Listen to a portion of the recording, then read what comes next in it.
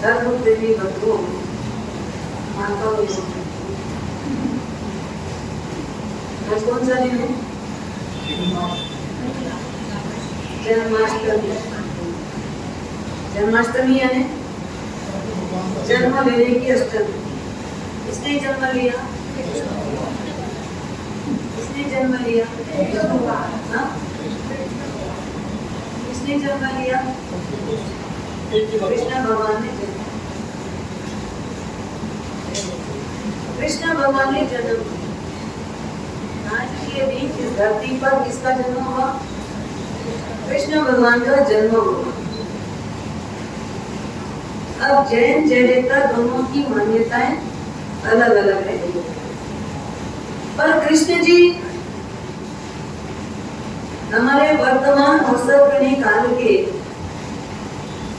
महापुरुषों में से, सनातन पुरुषों में से उनका कहीं नंबर आता है? आने वाली 24 के तो तीर्थंकर बनने वाले हैं, ये तो कहें। पर वो आने वाली 24 की घटना हो, पर वर्तमान 24 में, वर्तमान 63 साल का पुरुषों में कृष्ण भगवान का कहीं नाम आपको? क्योंकि अवसर में निकाल के हर काल में 63 साल का पुरुष होते, उसमें नाम आया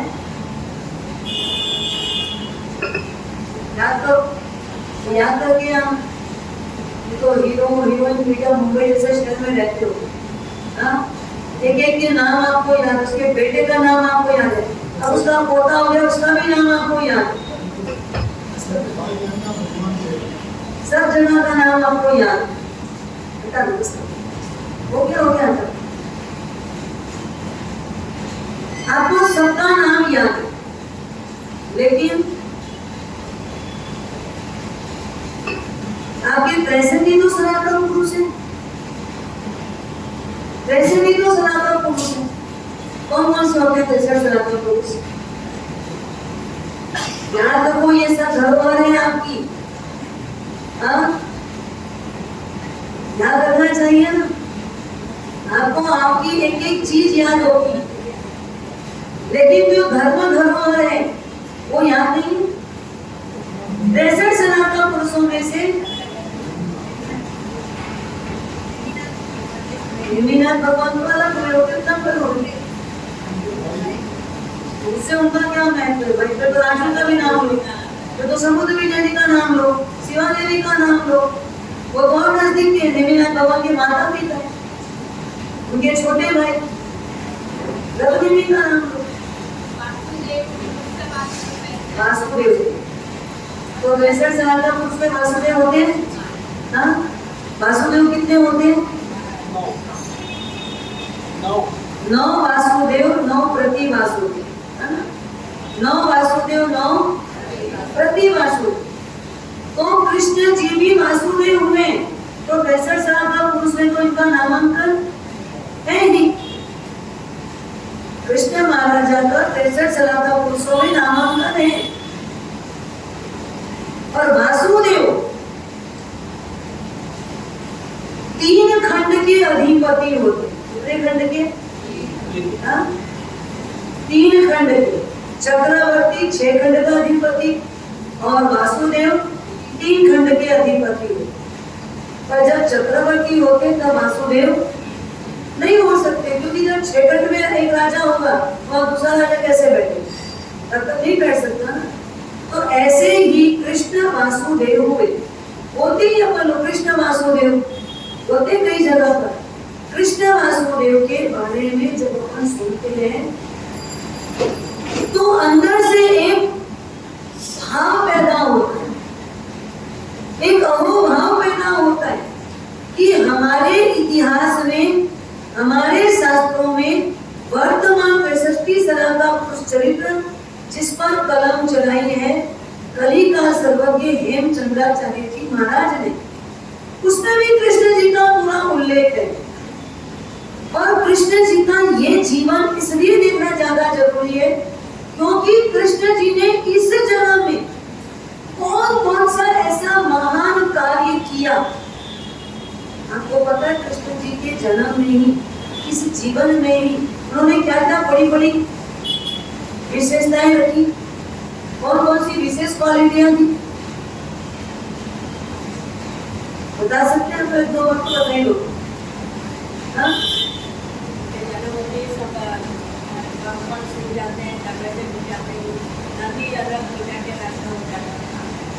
और उन्होंने अपनी आत्मा स्थिति में खुद के लिए क्या किया?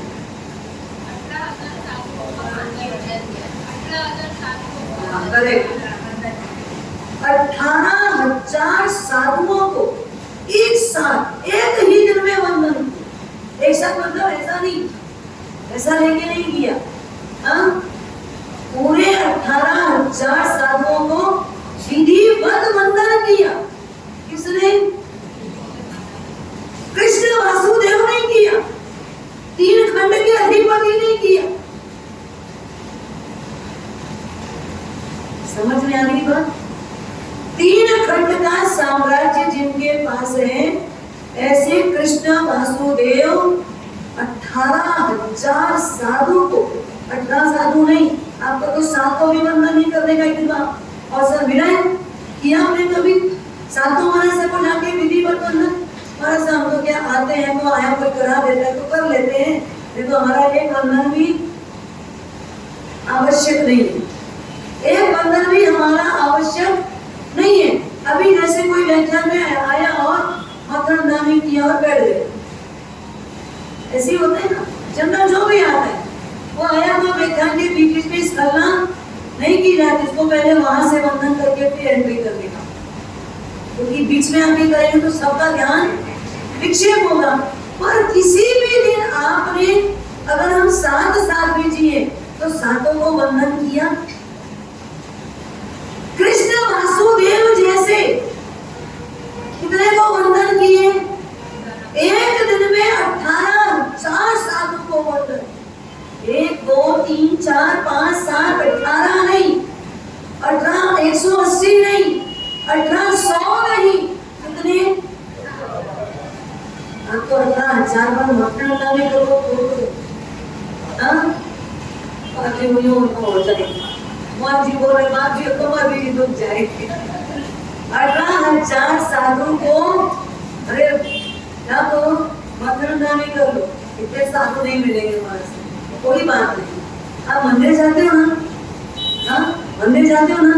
ये महावीर स्वामी में आते तो ईमानदारी से बताना, 3 फ्लोर में पूरा दर्शन करते हो? हाँ क्या है? लिफ्ट लग गई है, सीधा बटन दबाते यहाँ आए तो यहाँ आ गए, सीधा बटन दबाया ऑफिस में जाना है तो ऑफिस में चले गए, सीधा बटन दबाया पूजा करनी है तो महावीर स्वामी में गए। बस बाप जी हमें दौड़ कर चला अरे नहीं करोगे तो क्या होगा? 18,000 साधु नहीं मिलते तो नहीं मिलते। 180 भगवान अगर आपके महावीर स्वामी में है तो रोज उनको नमोजिनाम तो कर लो। वो तो त्रिलोकी नाथ है, 3 लोक के देवाधिदेव परमात्मा है, उनको तो इतनी बार और पूरा चैत्य अंदर मत दो, कम से कम मिनिमम क्या कर लो? छोटे छोटे भगवान को सब मिला के मेरे ख्याल से कितने होंगे आपके भगवान?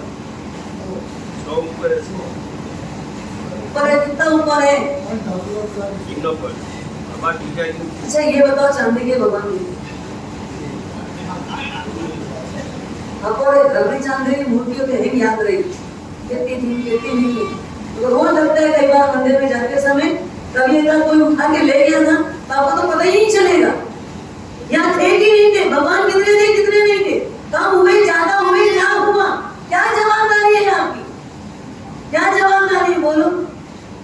रोज एक अच्छा वो चांदी वाले भगवान भी अंदर अलमारी में रहते हैं, तो अंदर झांक करके एक मतलब गवारे के दरवाजे में चढ़ करके आपको नमोजिनाम करना पड़ेगा।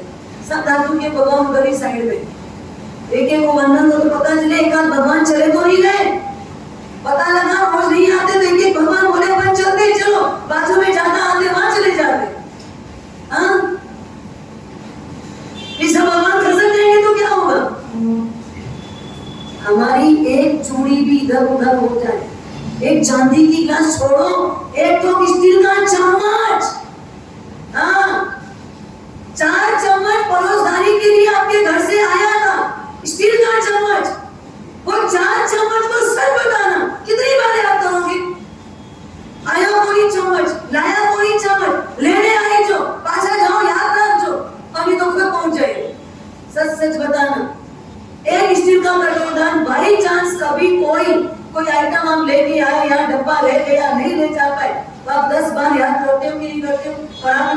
भाभी याद करा देती।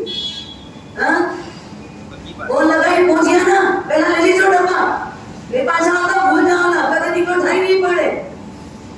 सच बताना, एक चम्मच, एक कटोरा, एक छोटी सी डब्बी भी आपको 100 बार स्मरण में आती है। आपको भगवान याद क्यों नहीं आते? भगवान का स्मरण क्यों नहीं होता? एक एक भगवान को जब नमो जिनाणम करोगे तो याद आएगा मुझको इतने भगवान को नमो जिनाणम हुआ। नागपुर में 50 सालों के पूरा जैनिज्म फॉलो करते हैं, फुल जैनिज्म, आपसे ज्यादा अच्छा वो जैनिज्म फॉलो करते हैं। क्या घोटे जी करके है नागपुर में, वो रहते हैं रामदास पेट के आगे, वहां से वो आते हैं अजीतनाथ मंदिर, सोचो 7-8 किलोमीटर पड़ता है। इतनी दूर से वो अजीतनाथ मंदिर आते हैं, दर्शन करते हैं। उनका नियम था मुझे 1.25 लाख परमात्मा को नमो जिनाणम करना है। क्या नियम था? एक साल के अंदर 1.25 लाख परमात्मा को नमो जिनाणम करना है। तो वो मंदिर में जब आते एक एक भगवान को देख के नमो जिनाणम करके काउंट करते। आज 300 हुआ, आज 322 हुआ, कल 222 हुआ, आज 221 हुआ। ऐसा करके 1.25 लाख नमो वंदन का व्यवहार, अष्टप्रकारी पूजा, ओली सब बोलते हैं। उनको यही लगता है वो अष्टप्रकारी पूजा मेरी रह गई है, अब इतने साल में भी ये वाली पूजा नहीं ले पाया हूँ, अब की बार मुझे ये पूजा लेनी है। पूरे साल भर तक की जो अष्टप्रकारी पूजा में जल पूजा, चंदन पूजा, पुष्प, धूप, दीप, अंकुशा, सब प्रकार की पूजा, 13-14 प्रकार के आइटम, एक बार एक आइटम कम से कम 1 साल तो मेरा मंदिर में लगे। पत्नी जो है वो थोड़ी जैनिज्म के विपरीत है, वो बिल्कुल नहीं चाहती, अगेंस्ट में रहती है, एकदम अगेंस्ट में रहती है। अगर इनको कुछ करना है तो अपना सारा द्रव्य गुप्त में लगा, सारा द्रव्य गुप्त में लगा दे, चाहे वो 5 लाख लगावे, चाहे 4 लाख लगावे, चाहे 10 लाख लगावे, सब पैसा गुप्त में बोल के जा। और भक्ति देखो, एक परमात्मा को नमो जिनाणम एक बार भी अपने इतने साल की उम्र में एक बार भी, हमारा सा तो नहीं, मेरे 18,000 मिलिया तो 18 का नहीं किया करिया, मिले तो हमने 18 को भी वंदन नहीं किया। अरे 18 भगवान मिलते हैं ना, उनको तो कम से कम मिनिमम जितने बड़े परमात्मा हैं, जो पाषाण वाले हैं, जो बड़े रूप में आपको एकदम स्पष्ट अच्छे से दिखते, क्या वो सब बोखरे के सामने जाकर के नमो जिनाणम, नमो जिनाणम, नमो जिनाणम इतना भी किया? हाँ, टिक्की लगाई, आई कौन टिक्की है कि नहीं है, कभी नाक में लग जाए, कभी आंख में लग जाए, टिक्की भी लगाए तो कैसी लगा दे। कृष्ण महाराजा विधिवत वंदन कर रहे हैं, फिजिकल, आप देखो एक्सरसाइज फुल होगी उसमें, पर भाव भी उतना ही है, भाव भी है। एक खमासना देना हो तो थक जाए, 4 खमासना देना हो तो थक जाए। वो 18,000 सालों को वर्णन किए, 18,000 सालों को वर्णन करते जो भावोल्लास बढ़ रहा था, जो वीर्योल्लास बढ़ रहा था, बढ़ते वीर्योल्लास में नेमिनाथ दादा ने बोला 4 निवारण हुए तुम्हारे, 4 नरक के दुख का निवारण कर लिया तुमने, दोबारा करूंगा तो और मिलेगा ना? क्यों? नेमि कहे तुम्हें 4 निवारी, प्रणतना दुख हरिया, कृष्ण कहे फरी मानो, हैया मुझ वसी या हो प्रभु जी। क्या बोलते हैं? फिर से कर लो दोबारा तो दिन का भी टल जाएगा। भगवान ने क्या कहा? क्यों? पहली बार जब किया फल की इच्छा नहीं थी, बिना फल की अपेक्षा के, बिना फल की इच्छा रखे, ये करूंगा तो मुझे क्या मिलेगा, ये पूछा, ये भाव रखा तो क्या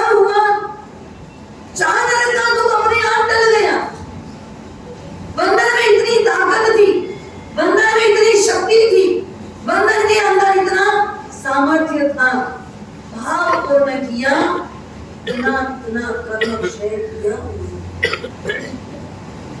दोबारा करने से फल नहीं मिलेगा, फल तो मिलेगा, पर जो अब मिला वो क्यों नहीं मिलेगा? क्योंकि अब हो गया, जो बचा है ना उसको काटने के लिए करना है, आपके लिए जहाँ लगा दिए तो उसका फल इससे कई गुना ज्यादा मिलता, वो अब नहीं मिल सकता। कृष्ण जी ने कहा 4 सालों को बदल, एक बार दृष्टि घुमा, एक बार अपनी दृष्टि को वहां लगाओ। 3 खंड के अधिपति, हम तो 3 बार इच्छा भी कमाए होते, पसीना पसीना होता है, और 1000 साधु को वंदन किए। ऐसे कृष्ण वासुदेव। दूसरी बात, वो कृष्ण वासुदेव मातृभक्त, जबरदस्त माता के प्रति भक्ति।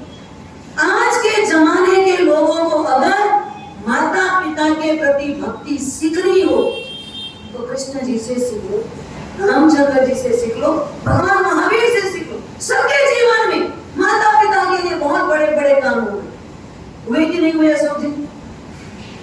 महावीर स्वामी ने क्या किया माता के लिए? माँ को दुख ना हो, गर्भ में हिला डुला बंद कर दिया। सोचो, गर्भ में पेट में ही मातृभक्ति कितनी गजब की, कितनी गजब की भक्ति बोलो, कि माँ के पेट में है तब भी सोचते हैं कि मेरी माँ को मुझसे कोई पीड़ा नहीं होनी चाहिए। कितनी गजब की भक्ति। रामचंद्र जी का जीवन देख लो, पिता की अगर आज्ञा है तो आज जिनका राज्याभिषेक होना था उनको पिताजी की आज्ञा मिली, वन की ओर गमन कर। कोई प्रश्न, कोई उत्तर? पिता ने जो कह दिया वो तहत्ती है। आज हमारे बच्चों के अंदर ये क्वालिटी सीखो आप। ये महान ऐसे नहीं बना जाता। महापुरुष बनने के लिए अपने अहम को विलय करना पड़ता है, अपनी इच्छाओं को खत्म करना पड़ता है। मेरी कोई इच्छा ही नहीं, राज्य दिया तो पिता की इच्छा, जंगल दिया तो पिता की इच्छा, महल में बसावे तो वो, जंगल भेजे तो वो, मुझे सब जगह मेरे पिता का आशीर्वाद करना। जंगल में भी मंगल हो गया, सीखा माँ बाप की आज्ञा का पालन। कृष्ण वासुदेव देखा एक दिन माँ देवकी चेहरे से एकदम उदास उदास है, आज पीछे लगी। माँ क्या हुआ बताओ ना, आज आपका चेहरा उतरा हुआ क्यों है, क्या कारण है? आज आप एकदम एकदम उदास बेचैन दिख रहे हो। नहीं रेखा ना, कुछ नहीं हुआ मेरे को। नहीं माँ बताना पड़ेगा, मैं हूँ आपका बेटा, आप उदास हो, बोलो ना मेरे से कोई गलती हुई क्या? मैंने आपकी कोई इच्छा पूरी नहीं की क्या? आपकी आज्ञा का उल्लंघन किया क्या? या आपकी आज्ञा किसी ने भी उल्लंघन की क्या? आप मुझे बताओ, मैं आपकी हर इच्छा पूरी करवाऊंगा। आप बताओ मुझे आपकी कौन सी इच्छा अधूरी रह गई, आप कौन क्या चाह रहे हो और वो पूरा न हुआ हो, माँ एक बार बताओ। आपको बताना पड़ेगा, जिद कर ली। माँ के सामने बेटा कैसा होता है, देखो कितना भी बड़ा हो जाए, खुद भले पिता माता पिता के होने में आ गया, लेकिन वो बेटा माँ बाप के सामने कैसा है? आज भी बच्चा, कितनी भी बड़ी उम्र हो जाए फिर भी वो पल्ला पकड़ लेता है। माँ बताओ क्या हुआ, आपको बताना ही पड़ेगा, बोलना ही पड़ेगा। आज आप मेरे सामने अपने मन की बात बोलोगे। और माँ ने कह दिया, क्या कहा? क्या कहा? बेटा मुझे बहुत कई बार मन में ख्याल आता है, मैं 7 बेटों को जन्म दी। कितने?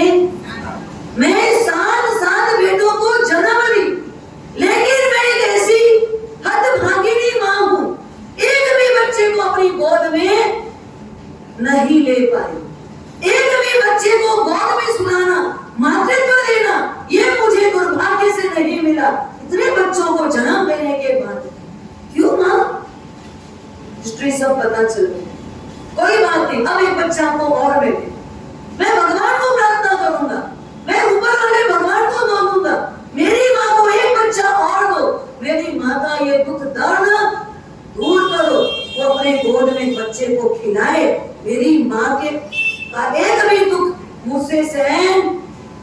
होता है, टेढ़ा कर लिया। क्या किया? अठम किया, 3 दिन का उपवास किया और 3 दिन का उपवास करके देव को प्रसन्न किया, अधिष्ठायक देव को हाजिर किया और बोला और कोई काम नहीं है, एक ही काम है, मेरी माँ को एक बच्चा आपको देना पड़ेगा। देव ने देखा, भविष्य पढ़ा और क्या कहा? बच्चा तो हो पाएगा, कोई बात नहीं, बच्चा मिलेगा, लेकिन वो बच्चा है ना जवानी में आती दीक्षा ले लेगा, जो भी होगा चलेगा, पर मेरी माँ एक बार बच्चे को गोद में खिलाएगी तो सही, उसका मन का दुख हल्का तो होगा, चलेगा मुझे, पर मेरी माँ की जो इच्छा है मैं अपने बच्चे को गोद में खिलाऊं, एक को भी नहीं खिलाया, उसका दर्द आज मुझे दूर करना है। मातृ भक्ति देखो, अठम कर लिया उसके लिए, देव को आह्वान कर दिया उसके लिए, माँ की एक भी इच्छा अपूर्ति ना हो, इसका ख्याल किसने किया? ये कृष्ण भगवान ने किया। क्या मातृ भक्ति थी, जबरदस्त मातृ भक्ति। एक बेटा हुआ, कृष्ण जी का छोटा भाई, कौन? गज सुकुमार। गज सुकुमार जवानी नहीं, क्या हुए? माता पिता ने तो सगाई संबंध तय कर दिया था, लेकिन उनको संसार में रुचि नहीं थी, प्रीति नहीं थी। उन्होंने तो माँ से आग्रह करके दीक्षा की अनुमति मांग ली, माता पिता को अनुमति देनी पड़ी। अनुमति में उन्होंने क्या आज्ञा दी, क्या आशीर्वाद दिया? हे बेटा, अगर तू संयम लेना चाहता है तो मेरी दिल इच्छा का पालन करना, मैं तुझे आशीर्वाद देती हूँ, तो ऐसा संयम पालना कि तुझे कोई दूसरी माँ की कोख में जाना ना पड़े, मैं ही तेरी आखिरी माँ हूँ, ये रोना मेरे को देना। और वो बस कुमार देखो क्या किया, माँ की इच्छा, कहा कहे अनुसार सुबह में दीक्षा ली, दोपहर को स्मशान में जाकर कौशल में खड़े हुए, शाम को तो ससुर आया और क्या किए? एक मिट्टी की बाल बांध दी सिर पे और उसमें धड़कता हुआ खैर का अंगारा रख दिया। कौन है वो? गज कुमार कोई छोटी मोटी हस्ती नहीं है, 3 खंड के अधिपति का भाई है, सगा भाई है, छोटा भाई है, अत्यंत प्रेमीला भाई है। उसके सिर पर मिट्टी की बाल बांधी, खैर का अंगारा डाल दिया, चलता हुआ कोयला, खटपट खटपट खटपट खोपड़ी जलने लगी, जैसे हमारे अनाज पकते हैं, जैसे उनका सिर पकने लगा। वो तो ध्यान में मग्न है, शरीर अलग, आत्मा अलग, जो जल रहा है वो मेरा नहीं, जो मेरा है वो जलता नहीं। इस चिंतन में इतने आगे बढ़े, इतने आगे बढ़े। सुबह तो दीक्षा ली है, दोपहर में तो स्मशान गए हैं, शाम तक में तो क्या हुआ? मोक्ष हो गया, मोक्ष हो गया। वो सौम्य सुसना जिसको पता है मैंने गलती कर दी है, मैं भावावेश में आ गया, क्योंकि मन में दर्द क्या था, उनको इसने मेरी बेटी से संबंध किया और देखो उसको छोड़ के आ गया, इसलिए इसको जला के खा कर। पिछले जन्म का कर्म उदय में था गज सुकुमार, तो ये ससुर बन के बताए पिछले जन्म में कितना छोटा सा कर्म ना, एक ईर्ष्या था, एक ईर्ष्या था। सौतेली माँ थी, ये ससुर जो थी वो कौन थी? सौतेली माँ थी। सौतेली माँ के भाव में जो सौत का बच्चा है, उसके सिर पे गरम गरम रोटी बाटी जिसको बोला जाता है, वो गरम गरम रखा, वो बेचारा बच्चा मर गया। वो मर करके आज तो गज कुमार बना, लेकिन वो गरम गरम रखने वाला कौन बना? ये ससुर। और आज इस प्रकार से कर्म उदय में आया, और वो कर्म उदय में आया, कर्म को भोग करके नाश करना पड़ा। वो सौतेली माँ कोई नहीं, गज कुमार किया। उस जन्म में बांधा था, इस जन्म में भोगना पड़ेगा, छूटना पड़ेगा। ये तो छूट गए, लेकिन सोमेल सुसरा उसको पता था इधर से जाऊंगा, ये रास्ते से तो कृष्ण वासुदेव के एक भी सैनिक मुझे देख लिए तो मुझे जिंदा छोड़ेंगे नहीं। वो दूसरे रास्ते से गया, उधर भी उसे कोई सैनिक दिख गया, उसकी धड़कन बढ़ गई। उस जमाने में हार्ट फेल नहीं होता था, पैसा हार्ट फेल हो गया।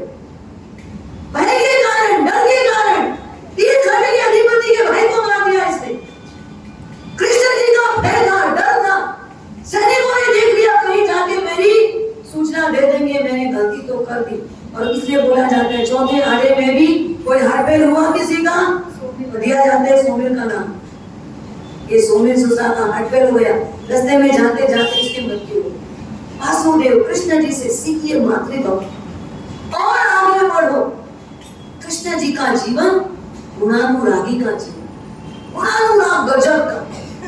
आपको पता है जब ये राजकीय सत्ता में थे, हाथी पर सवार है और हाथी पर सवार होकर जब आगे चलते जा रहे, एक रास्ते पर साइड में कुत्ता मरा हुआ, बहुत बदबू आ रही थी। सारे सैनिकों ने तो क्या किया, ऐसा नाक बंद कर लिया, रुमाल से ढक लिया, नाक छी करके इधर उधर देखते हुए जाने लगे।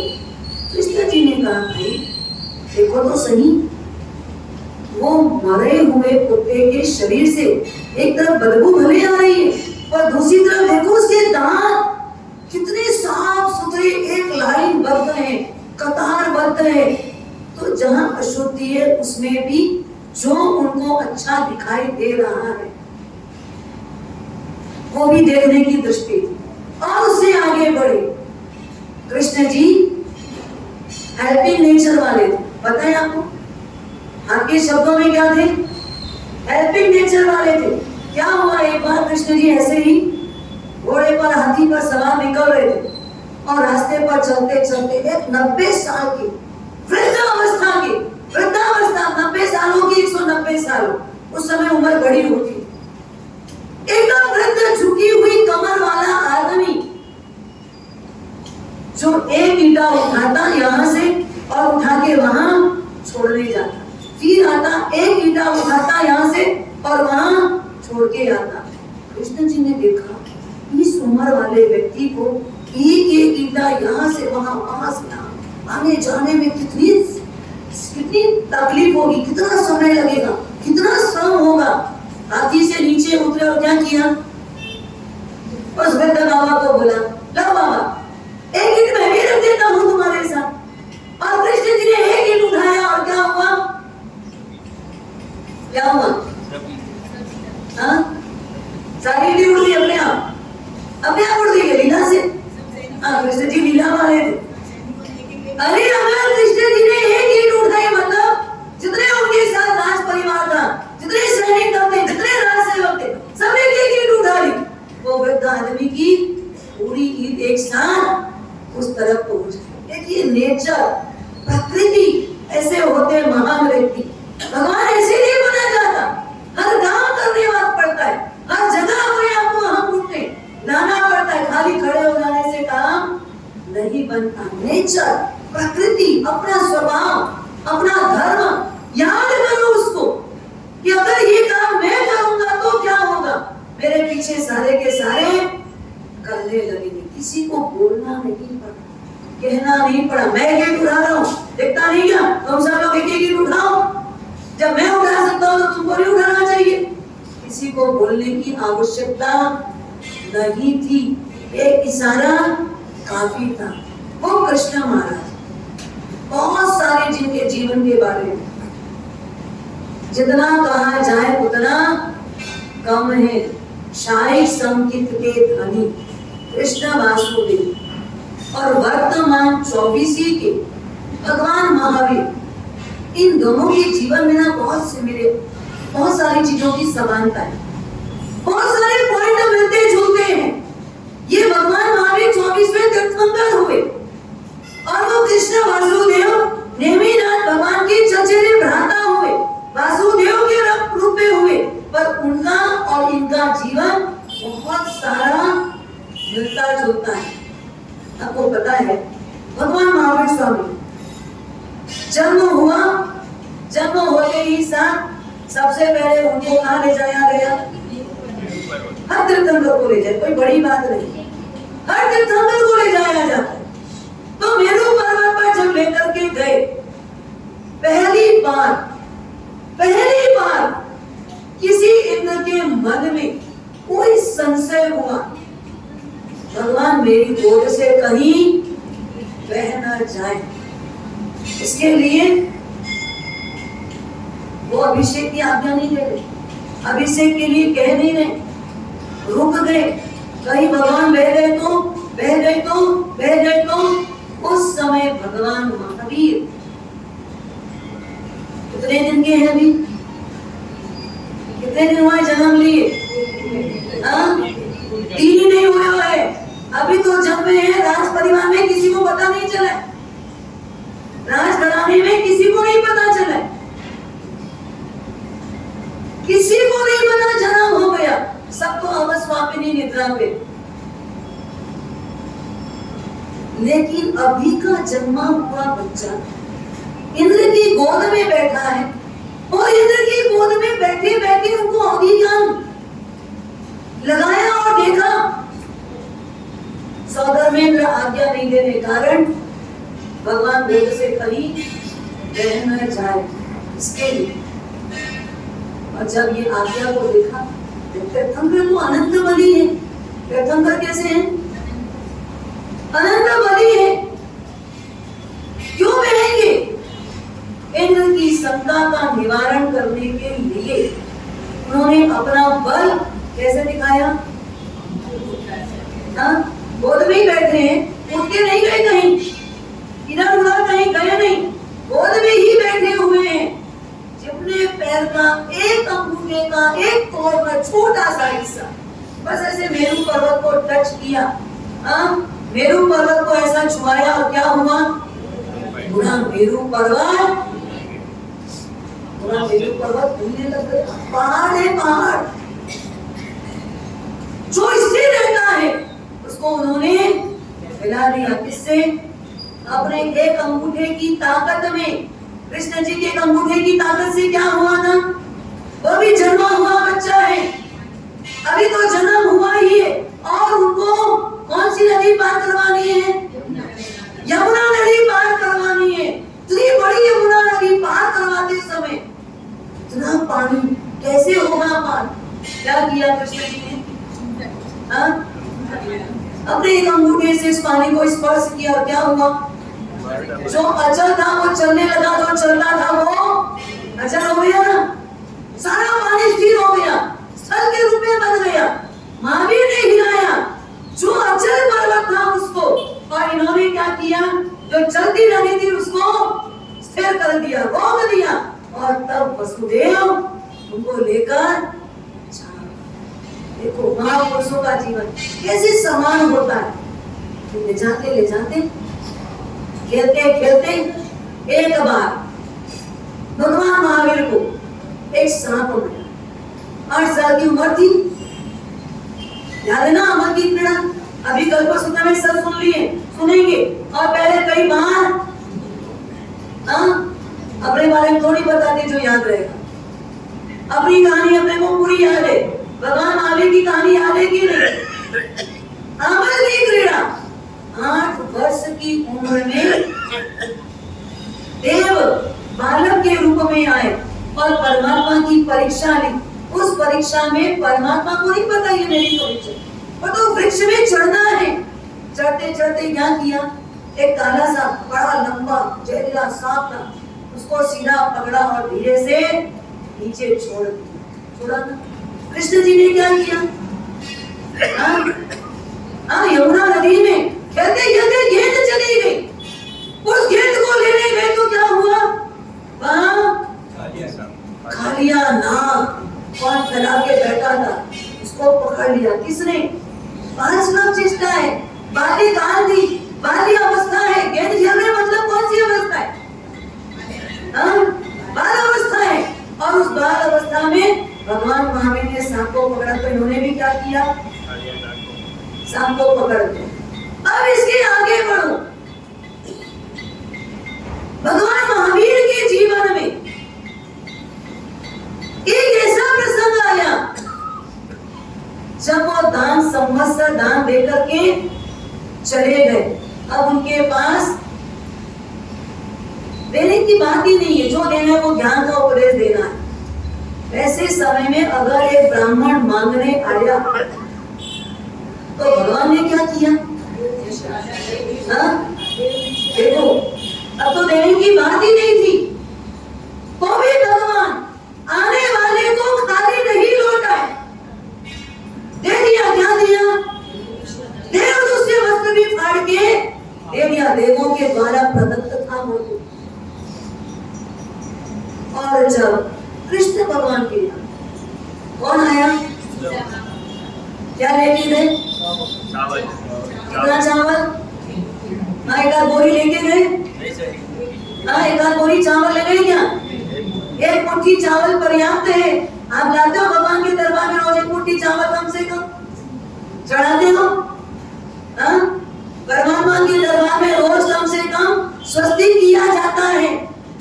एक मुट्ठी चावल भी पर्याप्त है अगर भक्ति अंदर की हो तो, समर्पण अंदर का हो तो। खाली हाथ कभी भी, बोलो खाली हाथ देव गुरु दरबार में कभी नहीं जाया जाता। शीतल जी आज आए हैं, 2 दिन पहले और आए थे शीतल जी, अभी बहुत दिन के बाद चौमासे में लगभग ये दूसरी या तीसरी बार आए होंगे मुश्किल से, पर आए तो ये जब भी आते हैं ना एक बैग लेके आते, कुछ ना कुछ सामान लेके आते। मैंने कहा शीतल जी जब भी आते हो कुछ कुछ लेके आते हो। बोले बाप जी गुरु दरबार जाना खाली क्या जाना, बोले कोई बात नहीं, वो बच्चों को बांटने के लिए गिफ्ट आइटम हो, कोई उनके गेम्स वगैरह हो, जैनिज्म के गेम्स वगैरह कहीं निकलते, कुछ ना कुछ लास्ट ईयर में आते थे, एक दो सामान, 2 4 6 8 10 बार जो इनको अच्छा लग जाए, इनको लगे ये चीज अच्छी है, धार्मिकता में बांटना चाहिए, बच्चों को देना चाहिए। अरे बाप जी के पास इतने बच्चे आते हैं, बाप जी अपने हाथ से देंगे तो दोबारा बच्चा और कुछ सीखने आएगा, उस भाव से भी। तो मैंने कहा लेके आते हो बाप जी गुरु दरबार में खाली क्या जाना, उसको लेके जाऊं तो विचार करो देव गुरु दरबार में खाली जाया जाता है।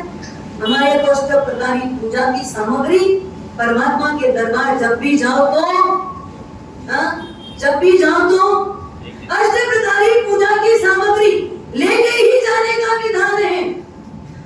और गुरु दरबार में क्या लेके जाओ, क्या लेके जाओगे? आपके सामने में आप रोज देखते हो मुखर्ज जी साहब आते हैं ना, उनकी आदत क्या है, सब देखते हैं ना, क्या दिखता है? वो आते हैं तो पहले ध्यान पूजा करते हैं, जिनवाणी को एक बार बनाते, भले कभी 10 मिनट लेट भी होता, पर पहले आएंगे तो क्या करेंगे, जिनवाणी को बनाएंगे, पूजा करेंगे, ज्ञान को बहुमान और सम्मान करेंगे, उसके बाद वो आसन ग्रहण करते। खाली हाथ नहीं जाने, खाली हाथ कभी देव गुरु दरबार में नहीं जाने, कभी भी खाली हाथ नहीं जाया जाता। तो विचार करो, ये परमात्मा भी सीख दे रहे हैं, खाली हाथ नहीं जाना। कोई आया उसको खाली कभी नहीं लौटाना, कोई आया उसको कभी खाली नहीं लौटाना। आप लोगों की भी सबकी ऐसी मानसिकता है, इतनी श्रद्धा है, कोई भी आज्ञा दे, कोई भी आदेश दे तो आप लोग तुरंत तैयार। देखो भाई साहब ये आए हैं, इस प्रकार की इनकी अपील है, आप लोगों की देख लो जैसी जैसी भावना हो। अभी चाहे वो एक श्रावक आए उदयपुर वाले, तो आप लोगों ने क्या किया, मैंने तो मेरे से आके पूछे मोहन जी बाप जी कितना कैसे क्या देना है, देखो आप लोगों को समझ लो 10 15 20 हजार रुपए जो जम जाए दे, पर आप लोगों की भावना कितनी उत्कृष्ट है। वो श्रावक की आंख में आंसू आ गए भैया जाते समय, बोले मैंने इतना नहीं समझा था, मैं तो सामान्य तौर पर सोचा कि साध्वी जी भगवंत हैं तो कुछ तो मेरा हो ही जाएगा काम, लेकिन आपने बहुत बड़ा उपकार किया, मैं मेरी बेटी को भी लेके आऊंगा। आपने 45,000 रुपए को जोड़ दिया, तो 15-20 हजार का ही एक इशारा किया था, पर आप सबकी भावना कृष्ण देख करके, और विजय जी जैसे को तो नाम लिख लो, इतना कोई दिक्कत नहीं है, वो हाँ भी नहीं बोलेंगे तो ना भी नहीं बोले, वो होते तो बोल के ही जाते, पर उस दिन हम उपस्थित थे तो भी कृष्णियों को विश्वास है कि अगर हम इनका नाम लिखेंगे तो हमको कभी भी इनकार नहीं मिलेगा। तो ये खूबियां चाहिए और ये विशेषताएं चाहिए, क्वालिटियां चाहिए, और इन क्वालिटियों को और आगे विकसित करो और अधिक से अधिक विकसित करो। जितनी विकसित होगी आपकी आत्मा की शुद्धि होगी, आपकी आत्मा की पवित्रता बढ़ेगी। देखो भगवान महावीर के पास गए तो खाली नहीं लौटाए। सुदामा अगर कृष्ण महाराज के दरबार पहुंचे तो खाली लौटा दिया उन्होंने, कुछ भी नहीं दिया। दिया क्या कुछ? सुदामा मुट्ठी भर चावल लेके गए, मुट्ठी में चावल था, एक मुट्ठी खाया, 2 मुट्ठी खाया, 3 मुट्ठी में भर के खा लिया, और दिया कुछ भी नहीं। तीसरी मुट्ठी खा रहे थे तो राधा ने रोका भी, क्या कर रहे हो आप, सब खा लोगे इतना, अरे रोक दो, कुछ तो इसके लिए बचाओ। पर कृष्ण जी तो क्या बाल सखा के साथ, आज तो समय मिला है, पहली बात तो देखो उनके अंदर घमंड नहीं है, पैसे का अभिमान नहीं है, पोस्ट के प्रति कोई मद नहीं है। जैसे ही पता लगा सुदामा आया है, सिंहासन से उठे और दौड़ते दौड़ते दौड़ते किसको लेने गए? फटे हाल स्थिति में, गरीब, दीन, दुखी, भिखारी जैसी, जिसका पहनावा कैसा था, एक भिखारी के जैसा पहनावा था, ऐसे को भी गले से लगा लिया। किसको? कौन है ये? मेरा बाल सखा है। एक साधर्मी को देख के बस ऐसे गले लगा लो उसको, वो निहाल हो जाएगा, वो सोचेगा बस इससे डाला मुझे और कुछ भी नहीं चाहिए, लगा लो। सुदामा को जैसे गले लगाया, सुदामा की आंखों से 100 धारा आंसू। कौन मेरी अगवानी कर रहा है? कौन मुझे गले लगा रहा है? इतना रोया कि कृष्ण जी का पूरा पैर पाद प्रक्षालन कर। सुदामा इतना रोए, इतने आंसू की धार कि कृष्ण जी के चरण प्रक्षालन हो गए। और कहाँ बैठाया ले जाकर? कृष्ण जी ने कहाँ बैठाया? अपने सिंहासन पर बैठाया। हाँ बैठ, चलो सखा बचपन की कुछ बेटी याद को दोहराए, बाल सखा को याद कर। बाजू में सिंहासन में बैठाया, नहीं तो नहीं पहचानता बोल देते। कहाँ वो समय, कहाँ आज का समय? तो उस समय कैसा था, मैं उस समय कैसा था? उस समय तो बराबर थे, ठीक है, लेकिन आज मैं कहाँ और तू कहाँ? बोल रहे हैं हमें। अब इसको मैं नहीं जानता, जानते तो आज के लोग यही करते हैं कि नहीं करते? वर्तमान तो हमको बहुत सारे लोग ऐसे मिलेंगे, सुख के सब साथी दुख में ना कोई, यही होता है ना, ये वर्तमान संसार है। लेकिन वो कृष्ण भगवान है जिनके पास क्या था? सत्ता का कोई मद नहीं था। उन्होंने गले लगा लिया, सिंहासन पर बैठा लिया, और क्या लाए हो बताओ तो सही। भाभी ने क्या दिया? कुछ नहीं है, कुछ नहीं, ऐसे दबाने लगे, उनको शर्म आने लगी।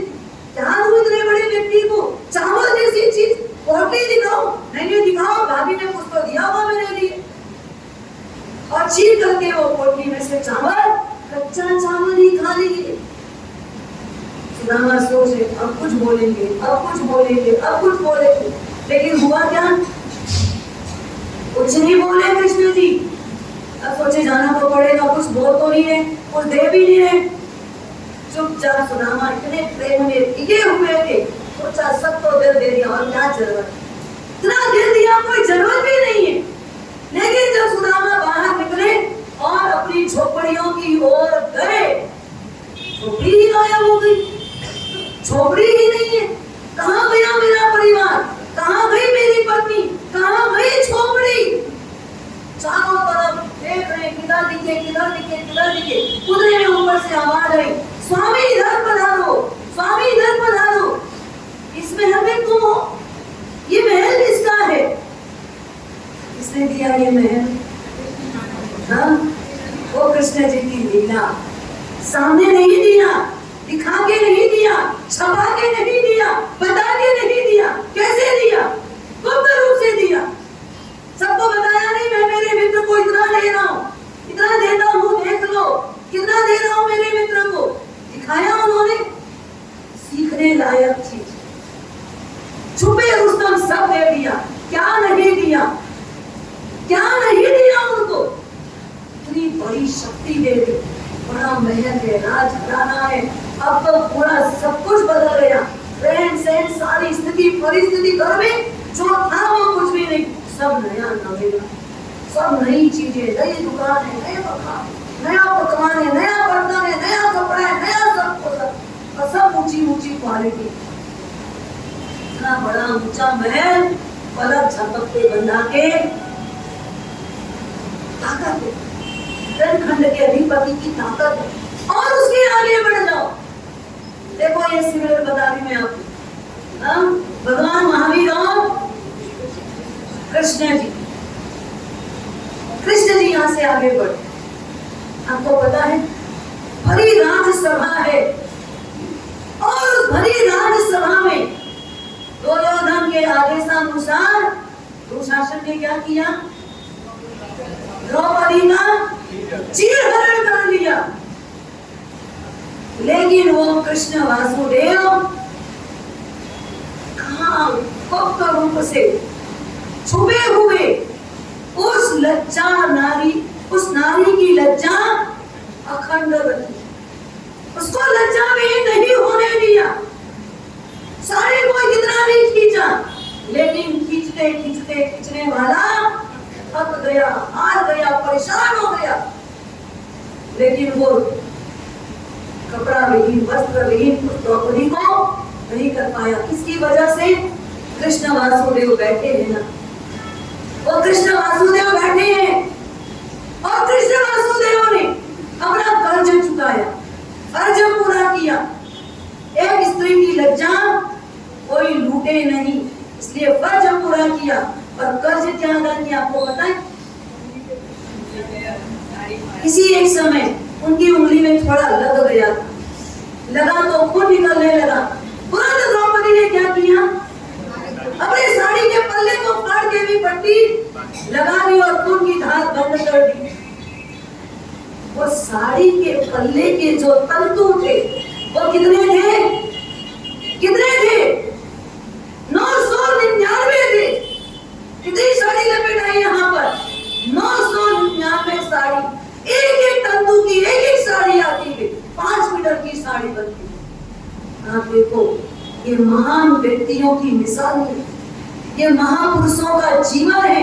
महापुरुष सामान्य जीवन नहीं जीते, सामान्य काम नहीं करते, बहुत बड़े बड़े काम करते। वो चंदन वाला जिसको सैनिक लूट के चला गया, जिसको वेश्या के हाथों बेचा गया, एक सेठ ने अपने घर पे रखा, उसको वहां पर भी कैसा रहना पड़ा? बंदी खाने के अंदर बंद, 3 दिन की उपवासी, कोई सुनने वाला दिख नहीं रहा है। ऐसे समय में उसको सहारा देने, आधार बनने, शरण देने कौन पहुंच गए? एक अबला को भी क्या बनाया उन्होंने? बलवान बना दिया, शक्तिशाली बना दिया। और चंदन वाला 36,000 साथियों की क्या बन गई? अग्रणी बन गई। 36,000 साथियों की मुखिया कौन बनी?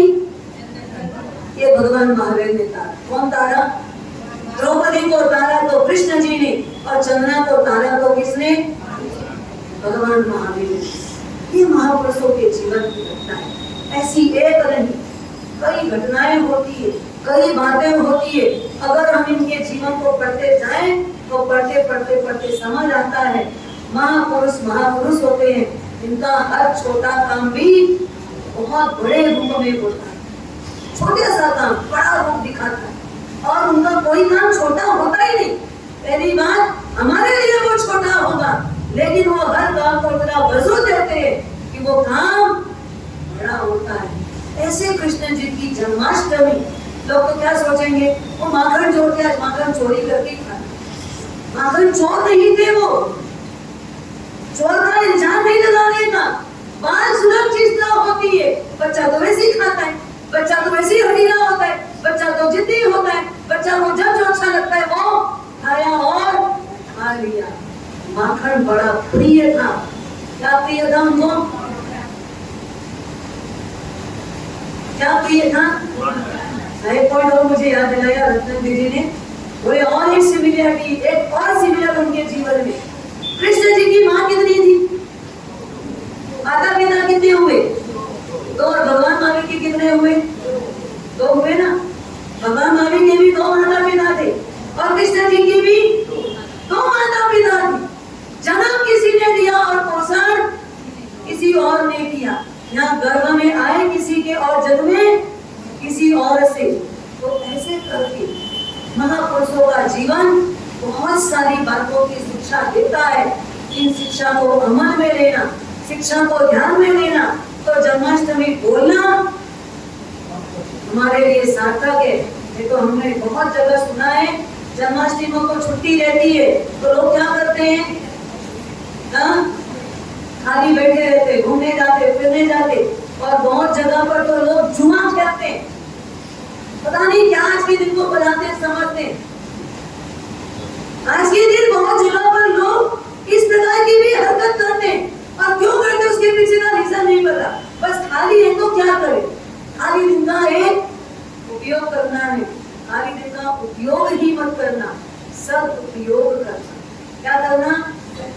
सद उपयोग करना। आज शनिवार का दिन था, पूरी सूरत दादा का प्रसाद 8:30 बजे का कोई किया? याद ही नहीं आयो बात किया तो शनिवार था। हमने क्या रखा? शनिवार का विशेष तौर पर दादा का अभिषेक करो। मात्र टाइम ही नहीं मिले, दूर रहते हैं, वो रहते, हमारे पास सैकड़ों बहाने हैं। भक्ति हो तो बहाना कभी भी नहीं होगा। अंदर भक्ति जन्मा, अगर अंदर में भक्ति जन्मेगी ना, कभी कोई बहाना नहीं करना पड़ेगा। भक्ति होगी वहां अपने आप सब कुछ होगा। लेकिन अंदर से भक्ति जन्मेगी तो एक अपनत्व आएगा, एक प्रेम आएगा, एक सम्मान आएगा, एक अहोभाव आएगा। अब दिन दूर नहीं है, इसके लिए 8 दिन कहाँ जाना है? नंदीश्वर भी। आपके घर से नंदीश्वर भी महावीर स्वामी तक की दूरी पर है क्या? आपका नंदीश्वर भी कितना दूर है? आपके घर से महावीर स्वामी का मंदिर जितना दूर है, आपके घर में आपके बॉम्बे में आपका नंदीश्वर भी उतनी ही दूर है। देव जाते हैं नंदीश्वर की 8 दिन, देवलों का सारा सुख छोड़ के आपको क्या करना है? 8 दिन क्या करना है? आपको 8 दिन परमात्मा के लिए समर्पित कर देना है। और कुछ करो या ना करो, 8 दिन परमाधिराज की आराधना पूरी तन्मयता समर्पण के साथ में करें। ओम शांति शांति शांति।